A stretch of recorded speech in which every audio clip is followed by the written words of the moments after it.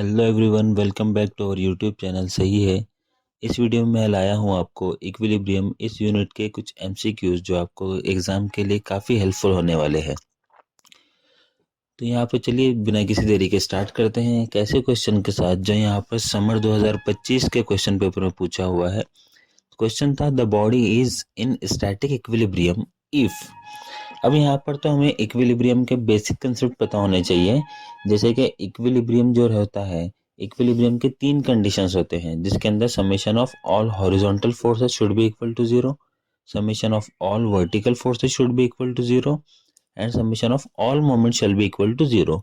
यानी अगर बेसिक की अगर बात की जाए तो इसके अंदर ऑल फोर्सेस और all moments at a point ये क्या रहेगा, जीरो रहेगा। तो स्टैटिक इक्विलिब्रियम के ऊपर हमेशा एक क्वेश्चन पूछा गया है और वही क्वेश्चन को वो घुमा फिरा कर पूछते हैं। तो यहाँ पर हम देख रहे हैं कि क्वेश्चन है the body is in static equilibrium if, और यहाँ पर उसके ऑप्शंस हैं the resultant force and resultant moments are both zero, B है the resultant force is positive, the moment is greater than zero, and last option है हमारा the net force equal to mass times acceleration. जैसे मैंने अभी आपको बताया है कि स्टैटिक इक्विलिब्रियम के लिए या इक्विलिब्रियम के लिए फोर्सेस और मोमेंट ये क्या होने चाहिए, जीरो होने चाहिए। तो यहाँ पर चार में से कौन सा ऑप्शन करेक्ट रहेगा, ऑप्शन ए। तो हमारा आंसर है option A, the resultant force and resultant moments are both zero. ठीक है, तो चलिए बढ़ते हैं हमारे नेक्स्ट क्वेश्चन की तरफ। अगला क्वेश्चन जो है ये पूछा गया है समर 2025 के सप्लीमेंट्री एग्जाम्स में, और यहाँ पर भी सेम क्वेश्चन है, सिर्फ घुमा फिरा कर पूछा है। For a body to be in static equilibrium the following conditions must be satisfied. Again conditions of equilibrium के बारे में क्वेश्चन है।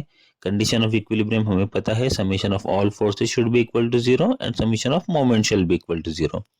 यहाँ पर पहला जो हमारा ऑप्शन है वो है sum of all forces must be zero, ये होना ही चाहिए। सेकंड ऑप्शन देखते हैं, sum of all moment must be equal to zero. अब यहाँ पर ऑप्शन ए और ऑप्शन बी दोनों भी करेक्ट है। तो यहाँ पर देखते हैं हमारा ऑप्शन सी जो दिया था उसने वो दिया था बोथ ए एंड बी, और लास्ट ऑप्शन था only sum of moment must be zero. जैसे कि अभी बताया है कि इस इक्विलिब्रियम के लिए फोर्सेस और मोमेंट दोनों भी जीरो होना जरूरी है। तो यहाँ पर कौन सा ऑप्शन आएगा, बोथ ए एंड बी, यानी कि ऑप्शन सी। तो हमारा आंसर हो गया है बोथ ए एंड बी। अगला क्वेश्चन है, अगेन ये दो बार पूछा गया है विंटर 2024 के रेगुलर एग्जाम्स में और सप्लीमेंट्री 2025 के समर एग्जाम्स में ये पूछा गया है। The conditions of equilibrium for coplanar non concurrent forces includes. पहला ऑप्शन है sum of all horizontal component must be zero, sum of vertical component must be zero and sum of moment about any point must be zero. Last है all of the above. Again यहाँ पर तीन condition है, horizontal forces should be zero, vertical forces should be zero and moment should be equal to zero. यहाँ पर क्या आएगा हमारा ऑप्शन नंबर डी, यानी कि ऑल ऑफ अबव। तो ये हो गया हमारा आंसर। अगला क्वेश्चन है हमारा, when a body is just about to move the frictional force acting on it is called. ये पूछा गया है समर 2025 के रेगुलर एग्जाम में। अब इसके लिए आपको फ्रिक्शन के बारे में पता होने चाहिए कि जैसे कि हमने देखा था कि फ्रिक्शन के दो टाइप्स होते हैं, एक होता है स्टैटिक फ्रिक्शन और एक होता है काइनेटिक फ्रिक्शन। जब body on the verge of moving होती है, कि जब बॉडी वहां पर मूव होने वाली होती है तो उसको हम लोग बोलते हैं लिमिटिंग फ्रिक्शन। ठीक है, तो यहाँ पर हम इसके ऑप्शन देखते हैं क्या क्या है। पहला है स्लाइडिंग फ्रिक्शन। स्लाइडिंग फ्रिक्शन तो नहीं होगा इसका आंसर, क्योंकि क्या है आपकी body just about to move है, यानी कि just on the verge of move है। सेकंड है रोलिंग फ्रिक्शन। जैसे हमने देखा स्लाइडिंग फ्रिक्शन और रोलिंग फ्रिक्शन ये क्या थे, ये हमारे काइनेटिक फ्रिक्शन के पार्ट्स थे। वैसे ही हमारा सी है लिमिटिंग फ्रिक्शन और डी है डायनामिक फ्रिक्शन। यहाँ पर जब बॉडी मूव होने लगेंगी तो उसको हम लोग क्या बोलते हैं, लिमिटिंग फ्रिक्शन, और यही हमारा करेक्ट आंसर है। हमारा अगला क्वेश्चन भी फ्रिक्शन के ऊपर बेस्ड है। क्वेश्चन है the angle of friction is defined as the angle between. इसके ऑप्शन है हमारे पास, option A normal reaction and vertical, option B frictional force and weight, option C resultant reaction and normal reaction, and option D है weight and normal reaction. तो आपको पता है कि एंगल ऑफ फ्रिक्शन क्या होता है?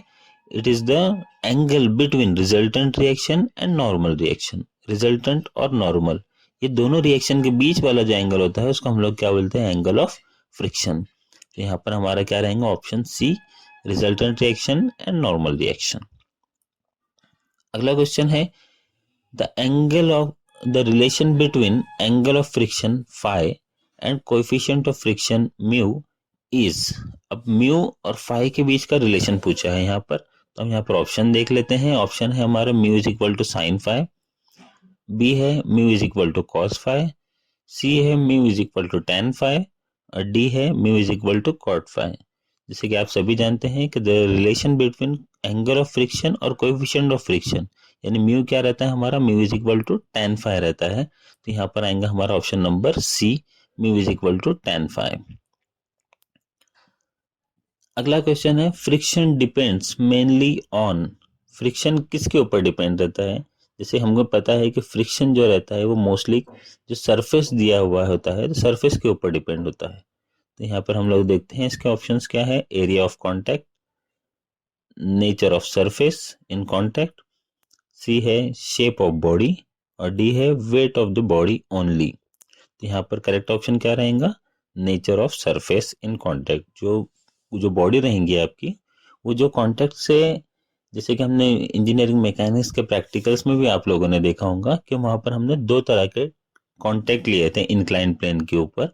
एक लिया था मेटल सरफेस और एक लिया था कार्पेट क्लॉथ, और उसके ऊपर से हमने फ्रिक्शनल का कोएफिशिएंट निकाला था, यानी कि कोएफिशिएंट ऑफ फ्रिक्शन म्यू निकाला था। तो फ्रिक्शन हमेशा किसके ऊपर डिपेंड रहेगा? Mainly nature of surface in contact. इसी चैप्टर के अंदर नेक्स्ट जो पार्ट है हमारा वो है था सेंट्रॉइड का। तो सेंट्रॉइड के ऊपर भी क्वेश्चंस पूछे गए हैं। यहाँ पर एक क्वेश्चन है the centroid of plane figure is the point at which, यानी कि सेंट्रॉइड जो एक प्लेन फिगर का होता है तो वो एक पॉइंट होता है जिसके ऊपर क्या होता है? तो पहले यहाँ पर ऑप्शन है एरिया इज मिनिमम, बी है एरिया इज मैक्सिमम, सी है the entire area of the figure may be assumed to be concentrated और डी है पेरीमीटर इज कॉन्सेंट्रेटेड। जैसे कि हम लोग जानते हैं कि सेंट्रॉइड का मतलब क्या होता है कि उसका जो फिगर का जो पूरा एरिया है उसी पॉइंट के ऊपर कॉन्सेंट्रेट होता है, एक्ट होता है। यहाँ पर करेक्ट ऑप्शन क्या रहेगा? Option C. अगला क्वेश्चन ये दो बार पूछा हुआ है विंटर 2024 के रेगुलर और समर 2025 के रेगुलर एग्जाम्स में कि the centroid of the rectangle is located at, और इसके ऑप्शन है 1/4 of the height and 1/4 of the width, B है at the intersection of diagonals, C है at the midpoint of any side और D है 1/3 of the height from the base।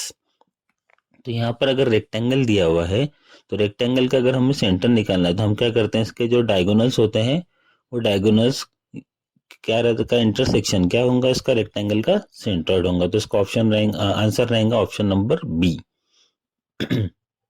अगला question है the centroid of uniform semi circle lies at a distance of dash dash from the base diameter.